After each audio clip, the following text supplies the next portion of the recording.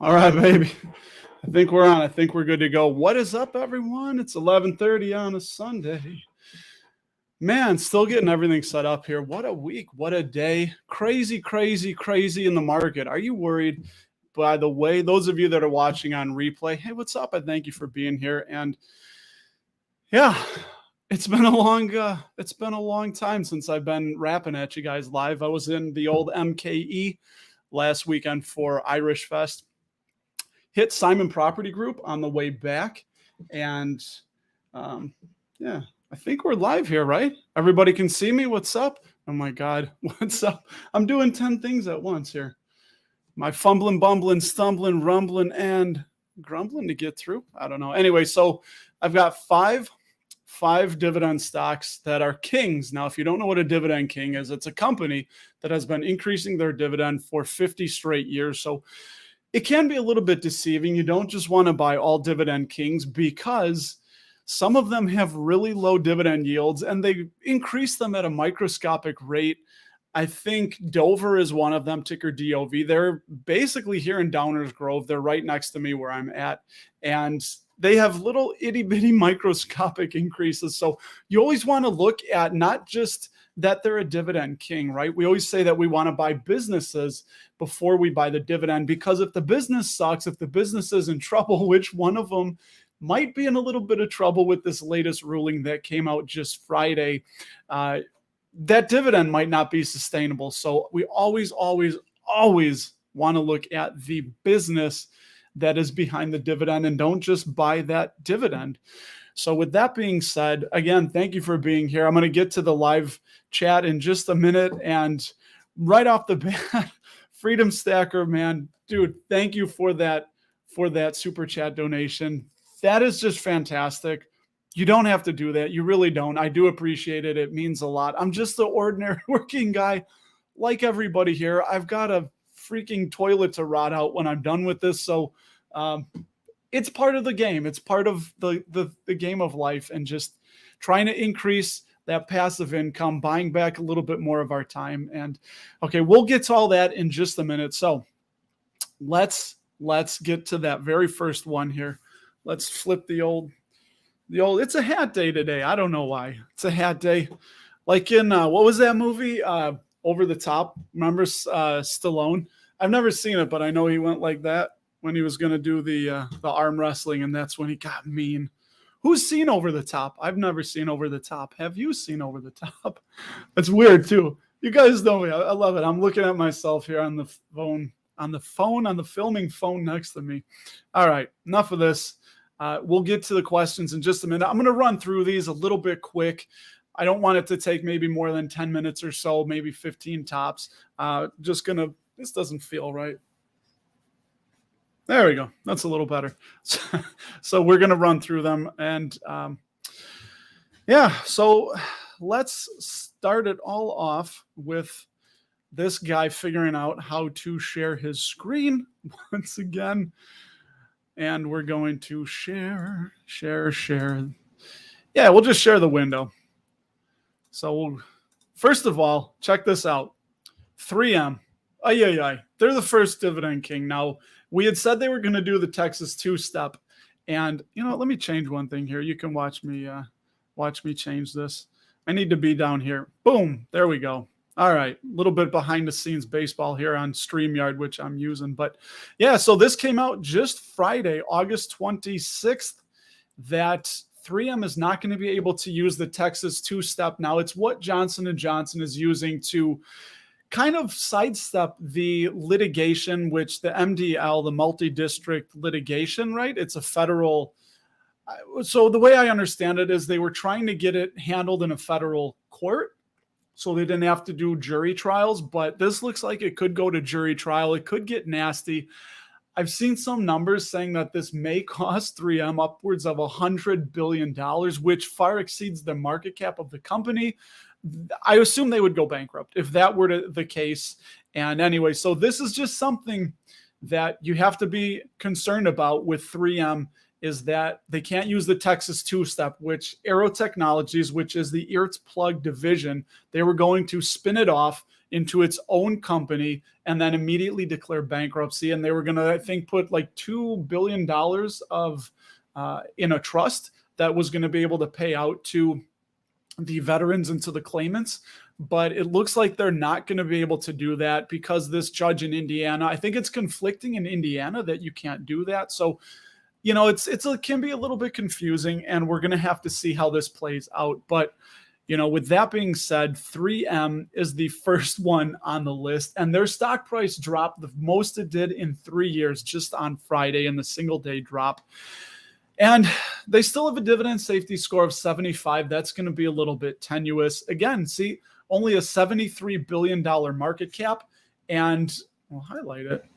No, yeah, there we go. So $73 billion market cap, $100 billion they can't pay that. I mean, it would be nasty. I assume the dividend would get slashed. And, you know, I've never really been through something like that with such a big company. And we'll see. My opinion, I think a lot of this is egregious for, I think there's a lot of veterans and a lot of people that are just trying to get a payday. So it can get nasty. I think it's going to be a while. So yeah. But quick numbers on 3M. As you can see, they've had the PFAS, the Forever Chemicals over in Europe, that lawsuit, and now the earplug litigation situation, as we say. But yeah, their 20-year CAGR is 8% and 0.7%. They raised it a penny. They've had 63 years of dividend growth, which makes them a dividend king. And we can see in March of 2020, they were at $1.47, then $1.48. March 2021, $1.49. So next March, we'll see. They may just continue that penny raise to try and build that cash hoard because they know that, you know, the stuff's coming and it's probably going to hit the fan. But as it were, the reason I picked these 5 to put on your radar, just to think about, not telling you to run out and buy them, but just to think, maybe do a little bit deeper dive research, is that they have a dividend yield that's over 5%. That is above their 5-year average. I wish it was above 5%. So it's above their 5-year average, and the forward PE ratio is below their 5-year average. So this right here, just on a very simplistic level, gives me a good feeling that these companies can be looked at as being at a good value. So the dividend yield for 3M, as we see here, is currently 40% above their 5-year average at 4.62%. They can be a little bit risky. We don't know how this is going to play out. And the forward PE ratio is only 12.2, meaning you're paying $12.20 for every $1 of 3M's earnings currently as it is. And yeah, that 52-week price range is just buried at the lower end. And some of their financials, yeah, their free cash flow payout ratio, you can see it's jumped up to 79%. So definitely something to keep an eye on. And again, the stock is not beaten down without good reason. And I'm going to be reassessing my situation as well, as you probably should if you hold them. I would hope they're not too big of a portion of your portfolio. The portfolio, which mine, they are currently, I don't think they show me the stat here. If you scran with me, yield on cost 3.52. So I have them in 3 portfolios that I share on the board. By the way, this is going to be going away very soon. I got a nice little John C. Stennis thing coming instead. 3.1% of the portfolio. And by the way, I'm doing more options trading. So it's fluctuating a lot, the Patty. And I just had a JPM cash secured put hit for $115. Now that gave me an extra 400 of Patty. So just like that, it bumped up. But anyway, so just to wrap up 3M here. Yeah, their free cash flow payout ratio it's a little bit high. Their earnings per share is still looking good. Free cash flow per share has been dropping. That's why the free cash flow payout ratio has been rising. And their shares outstanding, currently they're buying them back just a little bit in dribs and drabs. We do see that they bumped up from 582 to 585. That could be part of it, right? Do you think that they would have to increase shares to try and bring in more capital to pay off these these lawsuits if it goes that way? And yeah, we'll stop there. So that was the first one. Second one is Federal Realty Trust, ticker FRT. Hey, no cheating, by the way. I'm not so swift and technical. You can probably see the companies I got up here. So just ignore it like I don't have them. But second is Federal Realty Trust. They are, fun fact, from what I can tell, because I read the English language somewhat okay. Just don't ask me to say subsidiary because I tend to say subsidiary. So those of you that listen to the podcast know what I'm talking about. But Federal Realty Trust is the only dividend king that is a REIT. Someday, I fully do expect Realty Income to be there. They are a dividend aristocrat, but they've only been around since 1992, I think. So they've got a few years to go. But dividend safety score of 70 for Federal Realty. They have a 4.12% dividend yield. Now, their dividend growth, that's what I wanted. Dividend growth has been slow, but you're kind of trading off that high yield for slow growth with this REIT. Only a 4% 20-year CAGR, so they go from slow to very slow dividend growth, but it's consistent. They've been growing it for 54 years, so you know you're going to get those increases with FRT. And let's look at their payment details. Currently paying $1.08 per quarter or $4.32 per year. They're going ex-dividend September 21st, so hint, hint, they're probably going to be in this next video I'm putting out about the dividend stocks to buy that are going to go X, because again, when I'm doing this list, I'm looking for ones that have that dividend yield above the 5-year average and the PE below the 5-year average is kind of my stipulation. And I think I'm using at least 2 to 2.5% starting yield. And if they're low, I at least want to see good growth on that. So the dividend yield is currently 20% above their 5-year average, and it's 4.12%. So not too bad starting dividend yield. And the forward price to adjusted funds from operations, because we don't use price to earnings because they're a REIT, so won't get into that. It's a 21.1. So they're below their 5-year average, currently paying not too bad. I lost my train of thought. Anyway, 52-week range. Now, see the beauty of live, man, up there with a wire. Oh, I started losing it. I'm live without did I say live without a wire? I mean live without a net.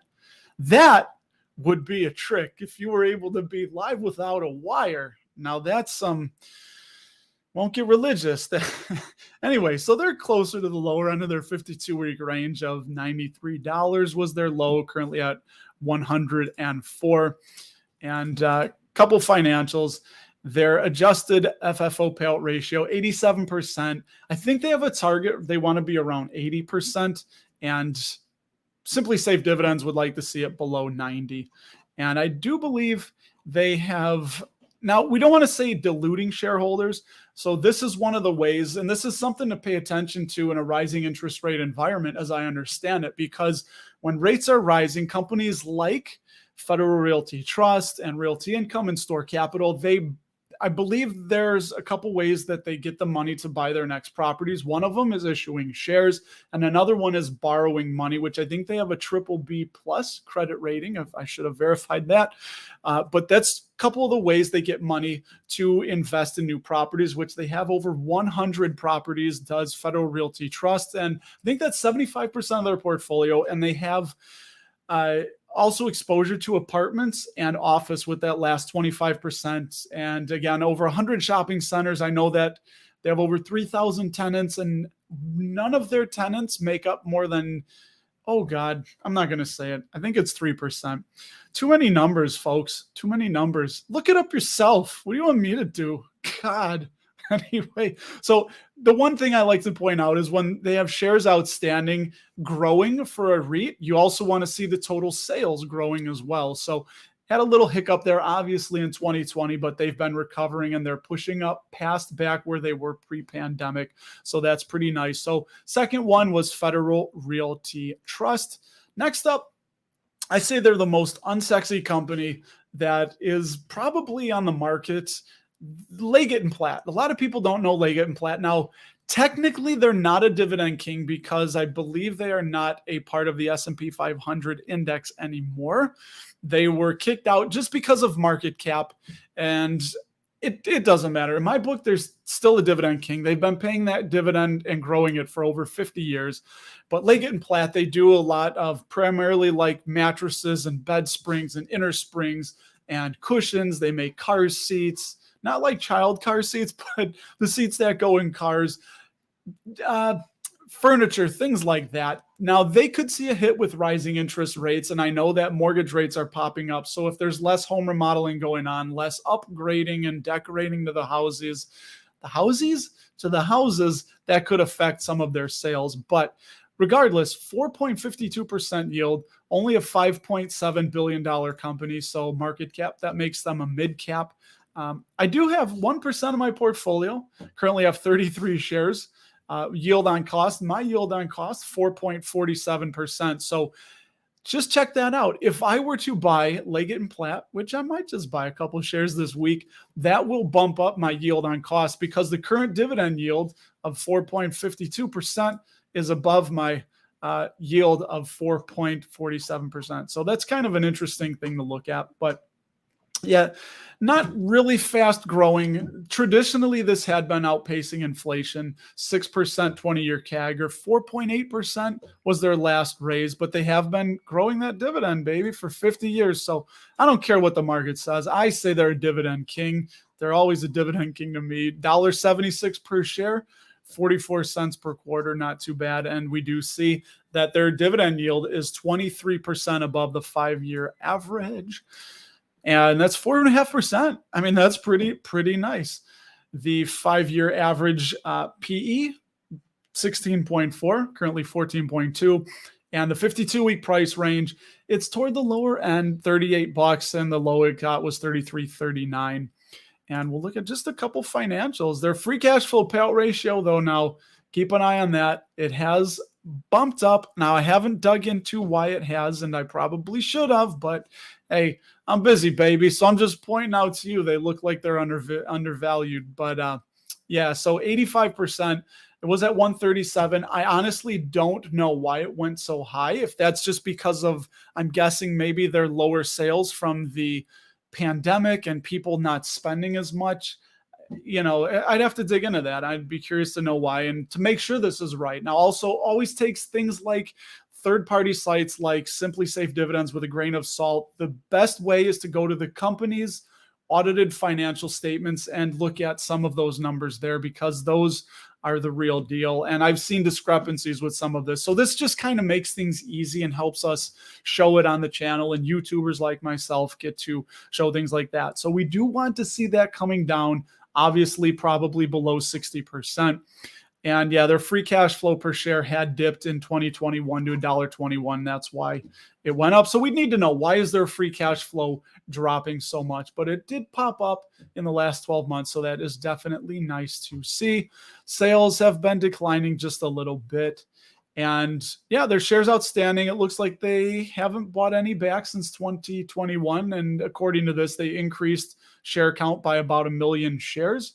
So that kind of, that's something to look at. If a company is increasing shares, and we'll look at their debt in a second, and their debt is going up and their dividends going up, it means they're probably paying their dividend out of increased shares, share dilution, maybe a little bit of debt in there mixed up, which is not ideal. But their sales have been generally trending up into the right, except for that hiccup in 2020. And let me blow by these. Yeah, so their net debt, though, it just ticked up a little bit. It had been coming down 56%. So we hopefully will see that start to come back down a little bit. And then, yeah, interest coverage ratio. If you don't know, the ICR, the interest coverage ratio, I think is an important metric. It basically shows off how many dollars of operating income do they have to cover every $1 of interest expense. So currently we see that Leggett and Platt has $7.27 of operating income to cover every $1 of interest expense. So right now, it's not a ton of wiggle room, but it's not cutting it razor thin either way. So that was another one, Leggett and Platt. Next, we move on to Lowe's, ticker LOW. I don't see a time on this. All right, guys, we'll go through it quicker. Lowe's, I've covered them on the channel before. Again, a rising interest rate environment could hurt Lowe's if people are spending less money on home remodeling and on new houses. When people are trying to get houses ready to sell, or they're buying a new house and they want to do their upgrades. Somebody's buying that house, somebody's selling a house, they just put in new carpeting, and then the new owner doesn't like the carpeting and rips out the brand new carpeting and puts in hardwood floor. If they both shopped at Lowe's, Lowe's got the benefit of that. So kind of interesting thing to think about. But that dividend yield, Now, yes, it's only 2.09%, and we would like to see that a little higher, but I will show you why I kind of do like that. Dividend safety score of 93, so that is definitely plenty safe. They have been growing it very rapidly, and this is what I like to see. 24% 20-year CAGR. That is just solid, very fast. 5-year, 18% CAGR and 31% CAGR in May of 2022. So they bumped that dividend way up this year, and they've been growing that dividend for 59 years, although I do think that may have been their 60th, and sometimes SSD is slow to update that. And we look at their payment details. Currently $4.20, $4.20 for those of you that partake. I do not. $4.20, $1.05 per quarter. That was a really big hike from 80 cents to $1.05. And what else do we got here? So you see the dividend yield is 17% above the 5-year average. And the forward PE ratio, notice I'm not good at these. I'm really, really bad in math. So I don't know just off the top of my head. I need my app. It's called the Price Price Difference app, something like that. And it's really handy for people like me that are mathematically I'm not inclined. I was trying to think of the opposite. Mathematically challenged. So 14 is definitely below 17.9. My public grade school and high school education did teach me that much. I am certain 17 is below 14. No, 14 is below 17 is what we're trying to spit out. $200.99. This is the kind of hard-hitting analysis you get on the Dapper Dividends YouTube channel. And they had a low of $171, so I'd love to see it back there. Would definitely like to be adding more. And their financials, dude, just solid. 31%. That has been ticking up. 31% free cash flow payout ratio. Tons of room currently to keep raising that. Although their free cash flow per share was pretty boosted by the old pandemic spending and everything, but it's down to $11.30. And you could just see how it's towering above kind of where they were traditionally at the last 10 years. So I would expect that to come down a little more, although earnings per share is still going up. Why? Well, because they're buying back shares like mad people over there. Had a 1,150 million. That didn't sound right. This guy's nuts. And they're down to 668 million shares outstanding. So they have a really steep curve. I love this swoop down in shares outstanding and then swoop up in total sales. So really nice to see. Really strong company. Really big ups on their return on invested capital on the ROIC, 49%. And let me see their debt. I don't think their debt. Yeah, no, I did remember their debt being a little bit high. So 94% is a bit much. That's a bit egregious. So, I don't remember them talking about their plan if they're going to start aggressively paying down debt, but that looks a little bit high to me. And they have plenty of operating income to cover the interest expense. So that's a bit of a red flag, but otherwise, I mean, I would need to dig into that a little bit more and see why that debt is so high and what they're doing with it. What are they spending it on? There's always stories with all these companies. This is what I'm trying to do and bring toward. And for all of you every week is to figure out the story and present it in an easily digestible way. So I thank you for being with me as this channel continues to grow and we grow and learn. And the last one, we'll move through this quick. I'm sure I've been rambling forever. Here's Altria, ticker MO.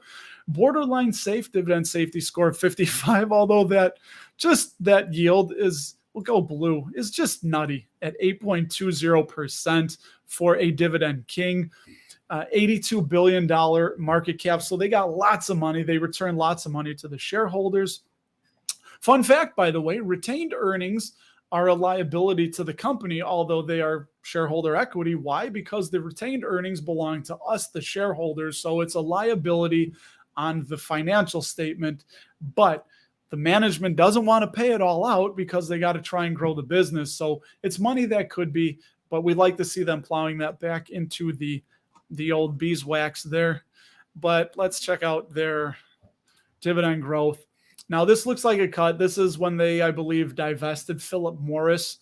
So it doesn't technically count, but it does affect the money that departed. So 2% 20-year CAGR, although the last 5 has been 8%, which has been really stout. 52 years of dividend growth is what you got going on there. Currently $3.76 per share. 94 cents is the new one. That's just what they raised it to. They did a 4.4% dividend increase, as we see right there. August of 2022. 22. So 52 years of growth. 52 años of growth, because I don't know that word. No sé la palabra en español. I don't know that word in Spanish. And what the hell? This guy's speaking Spanish now. That's right. Why? Because it's my channel and I do what I want to do. So currently the dividend yield for the mighty Mo is 18% above the 5-year average, which is 6.93%. And that forward PE is a shade under the 5-year average, but it meets my criteria for this video. And currently $45.88 a share, closer to the lower end of their 52-week range. Free cash flow payout ratio, this is what management wants. They've said they wanted around 80%, I believe. So 81% free cash flow payout ratio, that's just where management wants it, returning most of the cash to us because they're a business in decline. This is something we need to understand. Earnings per share have been going up and to the right. Free cash flow per share has been really nice, holding steady. Sales growth, though, obviously it's been choppy, 1%, 1%, 5%. Set -7% the last 12 months, something to keep an eye on. They do keep buying back shares, 1.83 billion with the B, outstanding. And the total sales do keep going up. Just really high return on equity and return on invested capital. And let's check out their debt, 89%. So they have a little bit of debt too, and that has been climbing. We want to see that start to level off because you can't keep climbing that debt, in perpetuity. It's going to have to reach a point where it starts to not take on more debt. They got to pay that off. And their ICR 10.58. All right, I'm going to jump back on here. Stop sharing my screen. I'm sure I got a ton of comments to get to. Holy crikey, 27 minutes. Wow.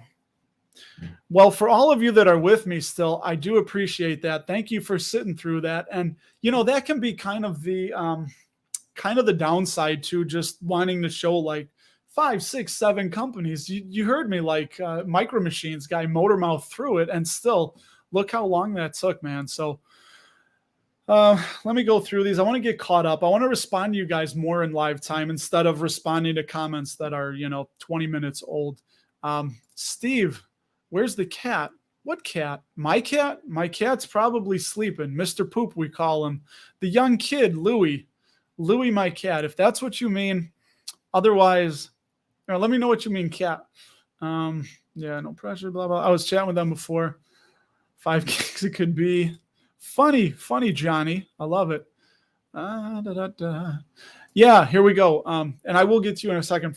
Freedom Stacker, by the way, wonderful channel he has on coins. If you like coins, I checked out his stuff. Now, I'm a kind of a coin guy. I like to, not as hardcore as I used to be. I used to buy boxes of pennies from the bank.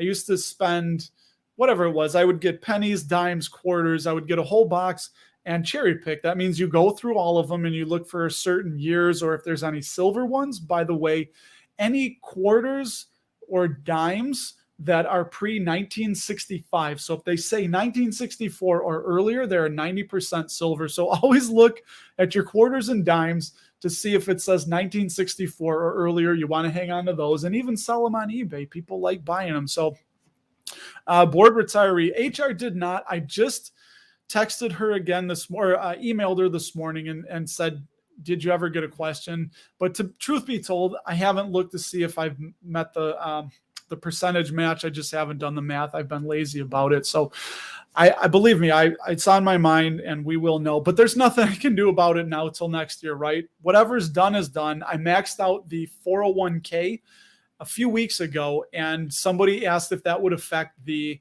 employer contribution, the company match. And I said, I didn't know. I asked HR, they didn't know, but they haven't gotten back to me yet. So that is what that is about. And this, again, dude, Freedom Stacker, thank you. Do you have a specific question you would like to ask? Let me know. I would love to hear that. That would be beautiful. Let's see. What's up? What's up, everybody? Yeah, Shamir couldn't stay long. Love Shamir, man. He's in Canada. Really smart. Knows a lot about Canadian companies. Shame about Emma. Yeah. Again, 3M. I'm trying to be cautiously optimistic here. I don't know if it gets cheap enough. I'm just going to add a few more just because I think they're going to navigate this. We don't know what's going to happen, but right now that was a bit of a blow to 3M. So, yeah. Freedom Stacker already holds 3M. Let's see. Oh, super chat train. Dude, I thank you. I mean, honestly, I like coming on and talking with you guys, trying to give that, the way I do it. And I'm sure for those of you listening now, the way I do it is I want that. And I saw the numbers drop. So the way I do that is just trying to give that value for replay. I have to think about the people that couldn't make it. So I don't want them to just sit through a bunch of like, hey, how's it going? Is this thing working? Like, what up? So that's why I pretty much just like quick hello and then right into whatever topic I want to talk about. This one went a little bit long. I didn't, what did I say? 10 minutes? God, I overshot that. So yeah. James Martini. Is that like James Bond, but James Martini? Lawyer's looking to get paid. Yeah, it's yeah. Oh, the lighting. So it's daytime and I have a window right in front of me. And when the sun comes out, it starts to whitewash me. So it's something I'll be working on in the future, Jesse. Don't worry. It's you can see me, you can hear me, and someday it'll be there. Someday. I'm looking at the sun coming out and then when I was talking to EDGI, it like all of a sudden got real sunny, even though I have the shades drawn and just like I was just completely whitewashed. What's up, Gary, man? What's going on?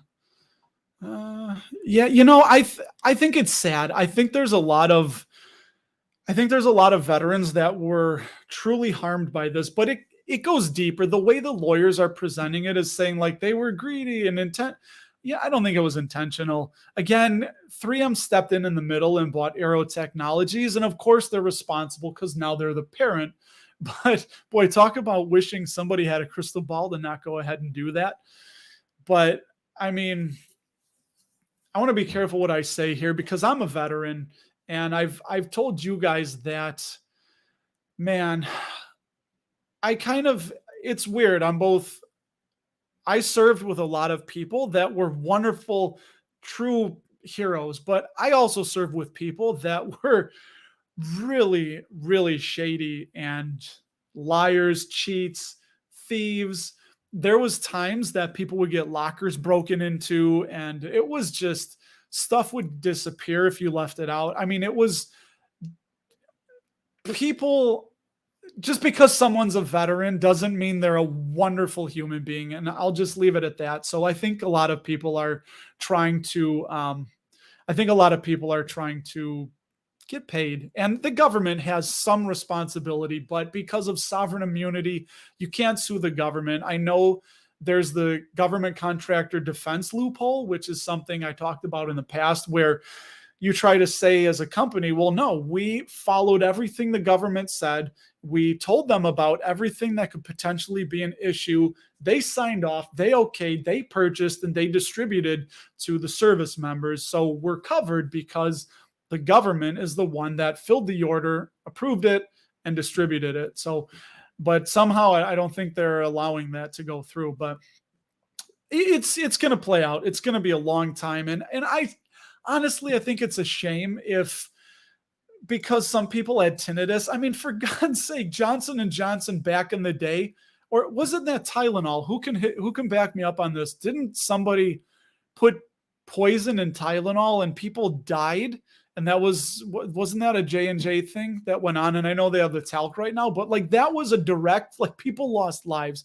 I have tinnitus. A lot of it though, I'm telling you, is because of my job. There was times I'm like, I got to do something real quick here. It's 2 minutes of beating and banging on loud metal or whatever. Or like I remember going to see Black Label Society, Zach Wild turns his amps to 11 and I was standing about 5 feet from an amp. And there was a point where it was almost painful. I know I lost a lot of hearing from that. So anyway, it's going to be interesting to see what they could prove from that. Yeah, thank you, Jesse, for that, for the thumbs up, everybody. Am I saying that right? I want to say Ann, but I don't think that's right. On fam. I was in the Navy with a couple fams.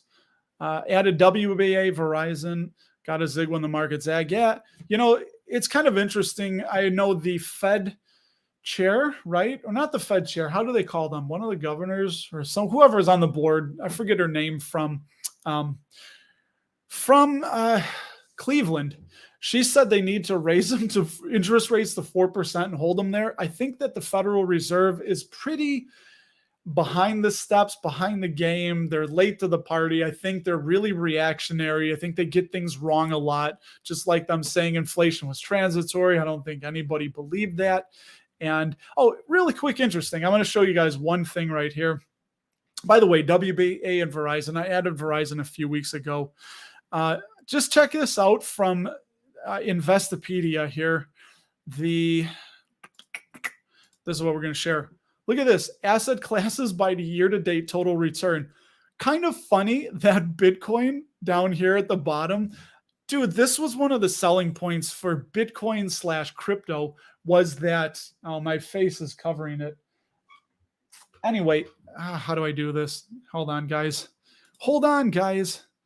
Let me see here. Let me do this. Let me just share the whole ding-dang screen. There we go. That's a little better.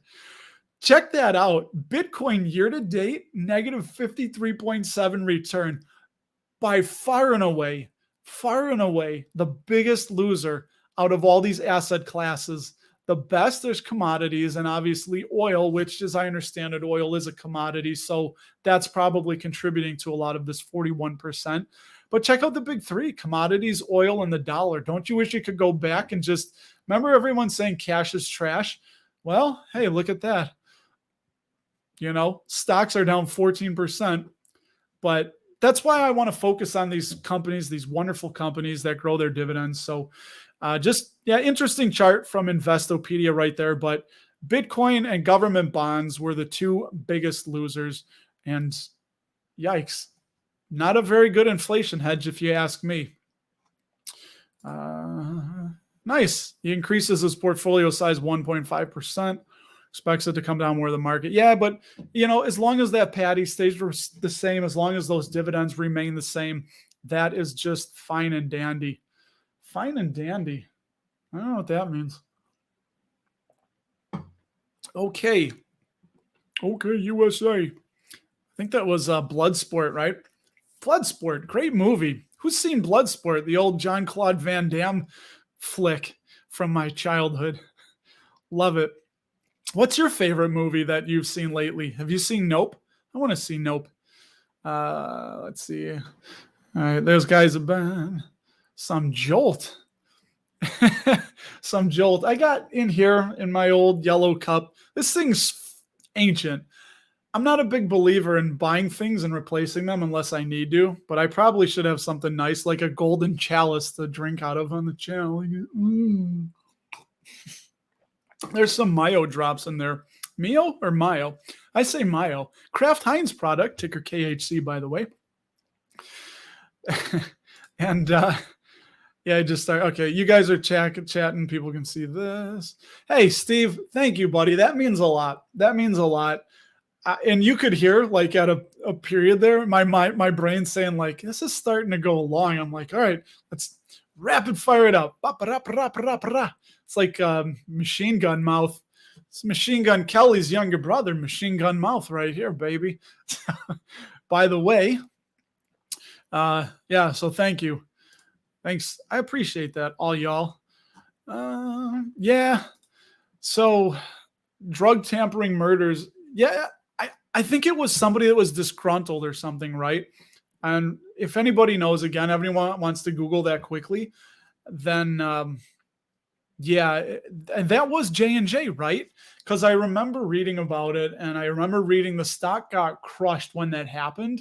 But I think you could see beyond it, where this is a little different. I think that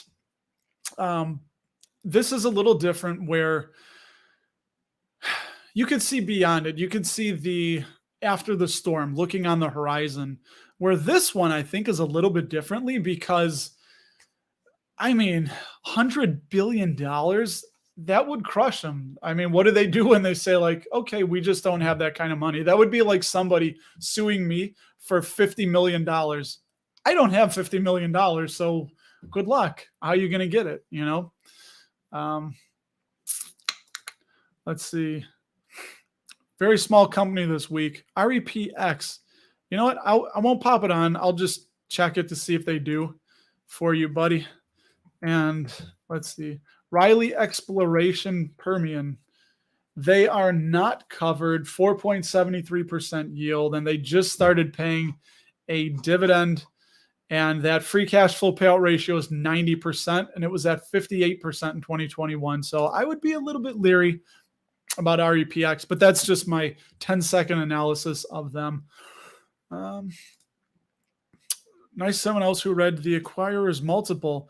You know, I haven't read that. That's not Toby Carlisle, is it? Is that Toby Carlisle's jam? Or am I thinking of something else? Let me know if it is. Yeah, Darth. There he is, buddy. If you're on. What's up, baby?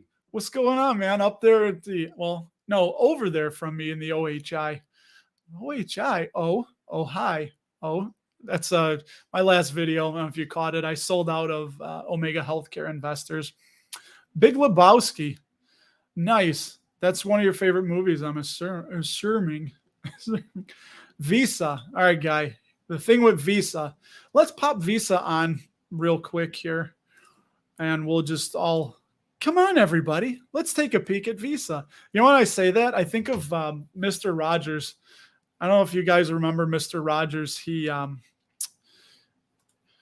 don't know. Do you guys remember Mr. Rogers?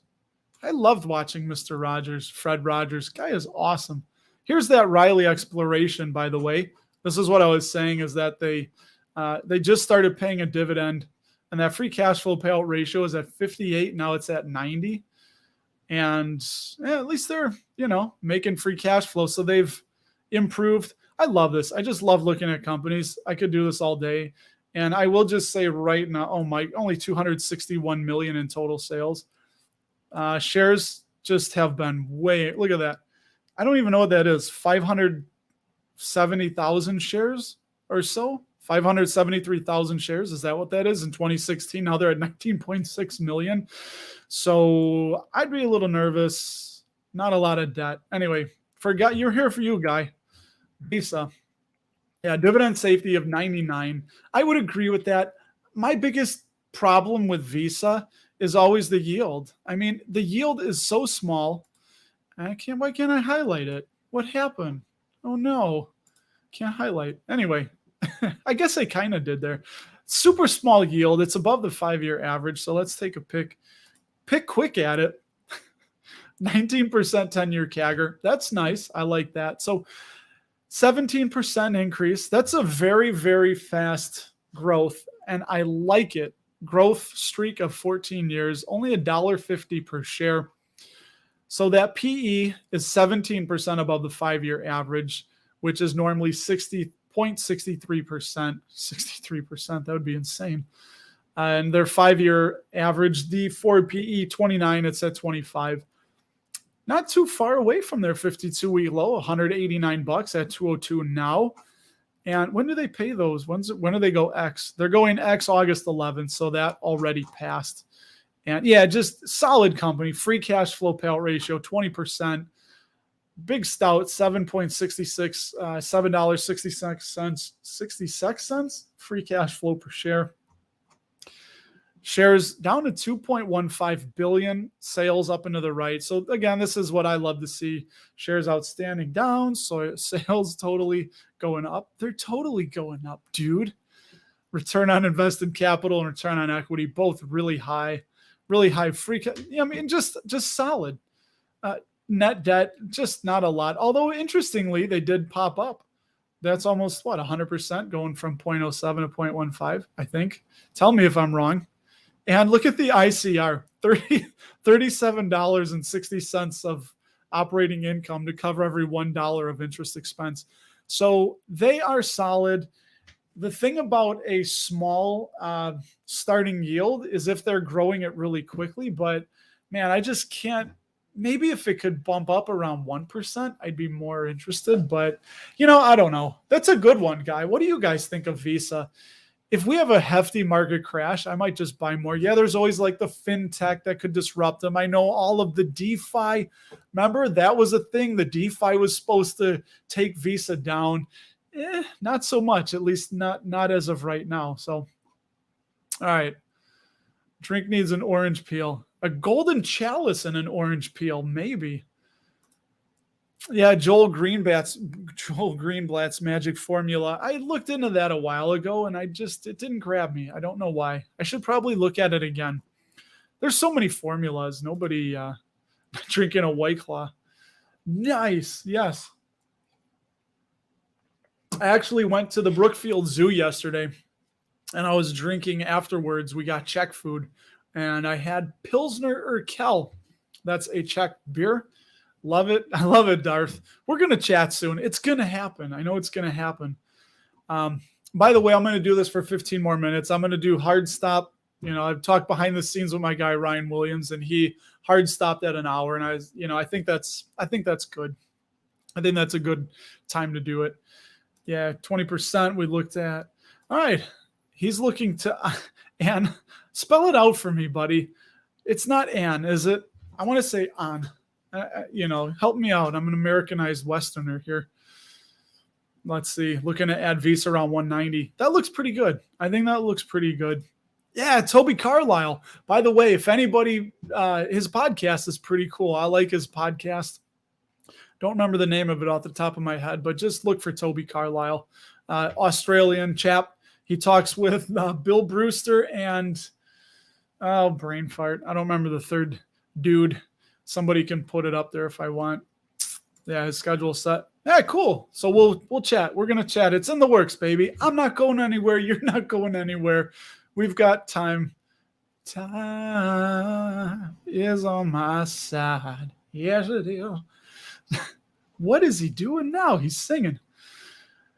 I love it. Hold on. Toby was inspired by Joel Greenblatt. Yeah. So he's looking.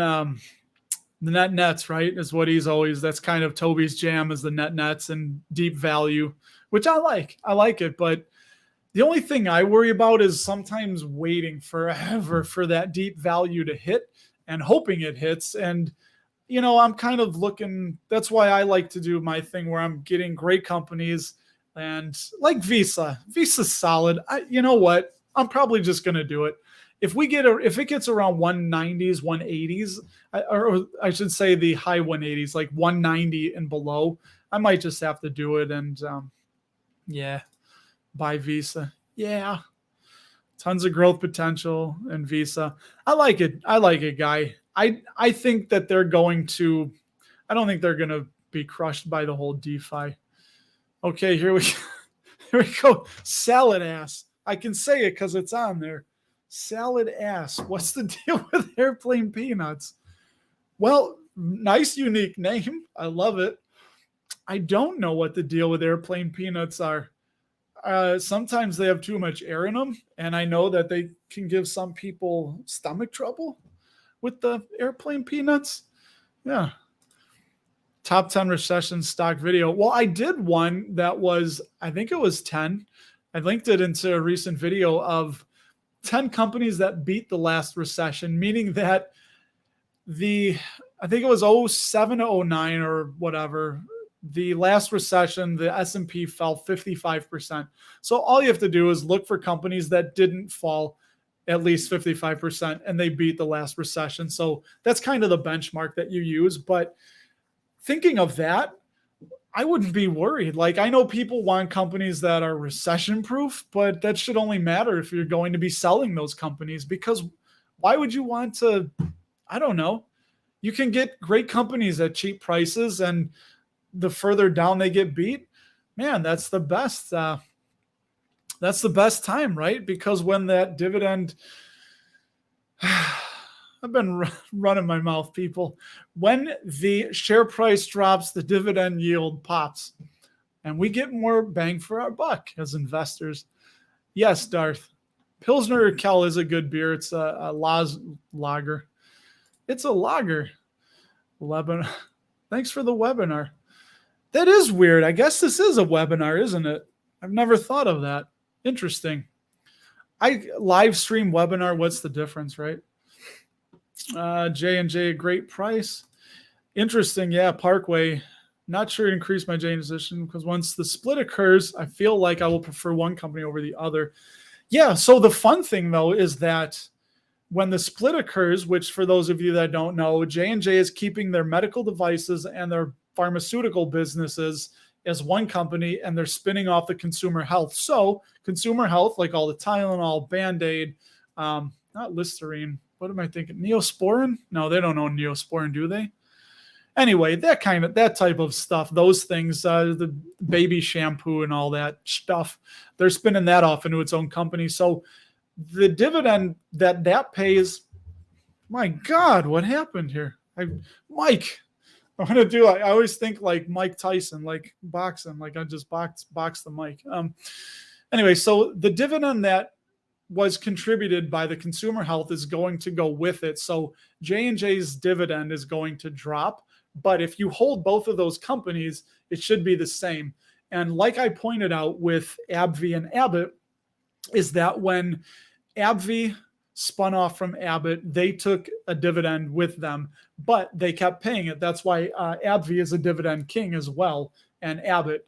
So they split off, but then they both started growing their dividends. So it's at a point, if you were to recombine it, it's like way higher than where it was with just Abbott. So it could be a good thing, and it'll be interesting to see what investors do with that. Yes, Guy, I have seen some of Cameron Stewart's videos, and I don't know, it didn't really grab me.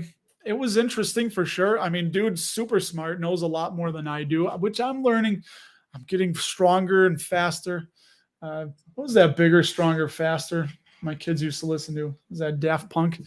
They, yeah, I'm learning. I'm about a quarter of the way through that book we talked about with EDGI. The Guide to Analyzing Companies, just fantastic stuff. And I have checked out Cam Stewart, and I had never done before he was on the Dividend Talk podcast. So interesting stuff. Let's see. Oh, the movie Face Off. Yeah, that was Nick Cage and, oh man, who was in Face Off with Nick Cage? The Pittsburgh Penguins were in there. I think Mario Lemieux might have had a cameo, because I know there was a scene in there when they were up on top of the igloo, which was the old Penguin Stadium.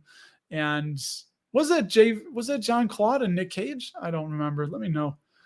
Think of Qualcomm. Running low on time here, but Qualcomm I think is solid. I think they're going to be, I know they're in talks with Intel. I've never, oddly enough, really dug into them, but every time I hear people talk about Qualcomm, they do like them. On, right? It's not an, it's on. I hope. Yeah. That's it. Neosporin. That's what I said.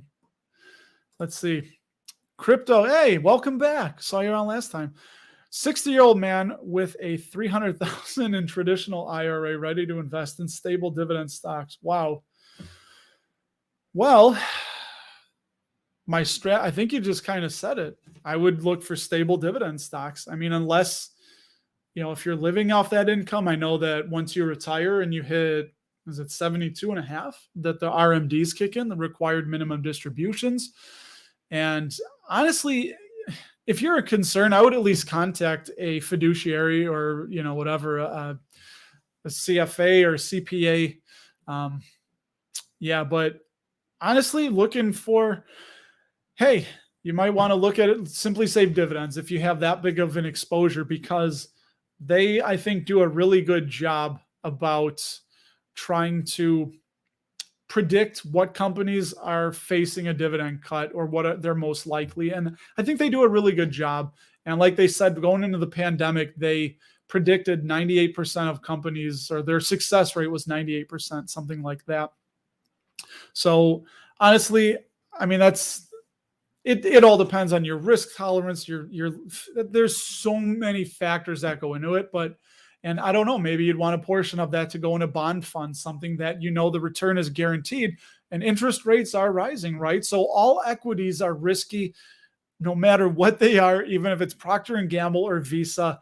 Equities are always risky, and government money is guaranteed until it's not, but we know government money is guaranteed. So as we see those interest rates rise, right, that's going to affect dividend stocks too. People are going to just rather put their money into a guaranteed, like the Fed, the chick from Cleveland, the Cleveland branch of the Fed, whatever it is. She said interest rates should be at 4% and held there. So, I mean, if you're looking at a guaranteed 4%, that's going to affect the market too. So Realty Income, Sunbreeze, I think Realty Income is solid. I think, God, I got this itch. I was just itching it, thinking like people are like a crackhead. He keeps itching. What's the matter with him? He needs another hit. Yeah, so I think Realty Income is solid, and I want to see them come down a little bit.